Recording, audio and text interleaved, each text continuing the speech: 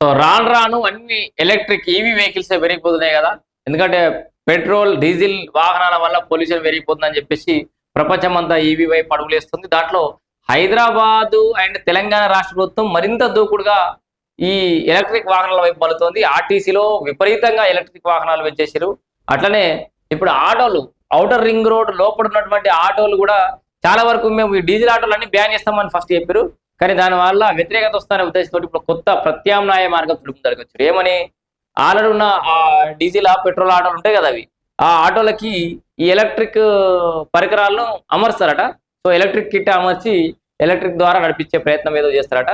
దీంతో పాటు ఇంకొక పేపర్లో వేరే దగ్గర ఉంది వార్త, అది ఇక్కడనే కలిపి చెప్పేస్తా.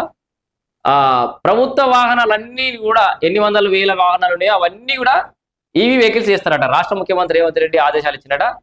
ఆయన సొంత కాన్వాయ్తో సహా రాష్ట్ర ప్రభుత్వానికి కలెక్టర్లకు, కమిషనర్లకు, ఆర్డీఓలకు, ఎవరెవరికైతే ప్రభుత్వానికి సంబంధించి అన్ని వెహికల్స్ ఉన్నాయో అన్ని వెహికల్స్ ను ఈవీ సైడ్ మళ్ళిస్తారట.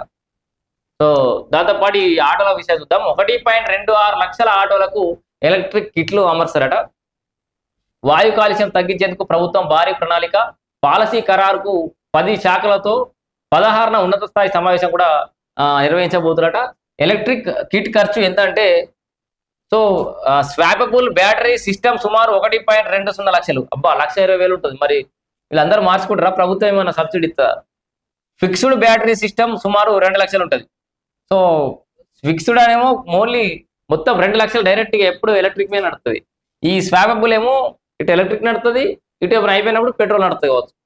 సో వాయు కాలుష్యాన్ని తగ్గించి పర్యావరణ రహిత రవాణా వ్యవస్థను ప్రోత్సహించే దిశగా తెలంగాణ ప్రభుత్వం భారీ ప్రణాళిక రూపొందిస్తోంది.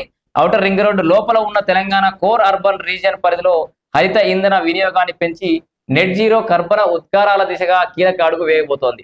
సో ప్రస్తుతం ఇక్కడ ఉన్న 1.26 లక్షల ఆటో రిక్షాలను దశల వారీగా ఎలక్ట్రిక్ వాహనాలుగా మార్చడంపై సీఎం రేవంత్ రెడ్డి ఆదేశాల మేరకు రవాణా శాఖ కమిషనర్ ఇలంబర్తి, ప్రత్యేక ప్రధాన కార్యదర్శి వికాస్ రాజ్ దృష్టి సారించారు. పెట్రోల్, డీజిల్, గ్యాస్ తో నడుస్తున్న ఆటోలకు ఎలక్ట్రిక్ కిట్లు అమర్చేందుకు ప్రత్యేక పాలసీ రూపకల్పనపై కసరత్తు ప్రారంభించారు. సో ఆటోలకు రెట్రో ఫిట్మెంట్ పాలసీ ఖరారు కోసం ఈ నెల 16 తారీఖు నాడు సచివాలయంలో ఉన్నత స్థాయి సమావేశం నిర్వహించబోతున్నారు. 100% ఆర్థిక సాయం, బడ్జెట్ లో 200 కోట్లు. అయితే ఇప్పుడు చూడురి, దీనికి ప్రభుత్వమే 100% సహాయం, ఆర్థిక సాయం ఇవ్వబోతోంది, సబ్సిడీ ఇవ్వబోతుంది. బడ్జెట్ లో 200 కోట్లు కూడా పెట్టబోతున్నట. కోర్ అర్బన్ లో వివిధ రకాల ఆటోలు, ఇట్లా డీజిల్ 11,254 డీజిల్ ఆటోలు ఉన్నాయి, 7,512 పెట్రోల్ ఆటోలు, 72,568 ఎల్పిజి పెట్రోల్ ఆటోలు ఉన్నాయి, సిఎన్జి 12,136 సిఎన్జి ఆటోలు, ఎల్పిజి ఒక 10,000 చిల్లర, సిఎన్జి ఒక 8,763, బ్యాటరీతో నడిచే ఒక 3,926 ఆటోలు ఉన్నాయట. పెట్రోల్, డీజిల్ ఆటో రిక్షాలను ఎలక్ట్రిక్ కిట్లతో రెట్రో ఫిట్మెంట్ చేసేందుకు ఆటో యాజమానులకు 100% ఆర్థిక సాయం అందించే చర్యలు చేపట్టాలని మార్చి 11న ఆర్ఎండ్బి రవాణా శాఖల సమీక్షలో సీఎం రేవంత్ రెడ్డి అధికారులు సూచించారు. 2026-27 బడ్జెట్ లో 200 కోట్ల కేటాయించాలని ఆదేశించారు. ఆటో డ్రైవర్లపై ఆర్థిక భారం పడకుండా సంక్షేమ శాఖల సబ్ ప్లాన్ల నుంచి నిధులను సబ్సిడీ ద్వారా అందించాలని ప్రభుత్వం నిర్ణయించింది.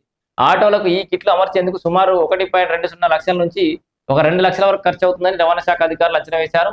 ఈ మార్పులతో ఆటోల కారణంగా వచ్చే వాయు, శబ్ద కాలుష్యాలు తగ్గుతాయి, ఆటో డ్రైవర్లకు నిర్వహణ ఖర్చు తగ్గే అవకాశం ఉంటుందని అధికారులు చెప్తున్నారు. మరోవైపు ఓఆర్ఆర్ పరిధిలో ఆర్టీసీ విద్యుత్ బస్సులు తిప్పుతామని రాష్ట్ర ప్రభుత్వం ఇప్పటికే ప్రకటించిన సంగతి తెలిసింది. సో ఆల్రెడీ ఓఆర్ఆర్ లోపల ఎలక్ట్రిక్ బస్సులే తిప్పుతామని చెప్పేసి ఆలోచన చేస్తున్నారు ఇప్పుడు ఆటోలు అండ్ ప్రభుత్వ వాహనాలు. మొత్తానికి హైదరాబాద్ నగరంలో కాలుష్యం తగ్గించేందుకైతే కంకణం కట్టుకున్నట్టుగా కనబడుతుంది. అటు మూసీ ప్రక్షాళన, ఇటు ఎలక్ట్రిక్ వెహికల్స్, ఎలక్ట్రిక్ ఆటోస్, ప్రభుత్వ వాహనాలు ఎలక్ట్రిఫై చేయడం.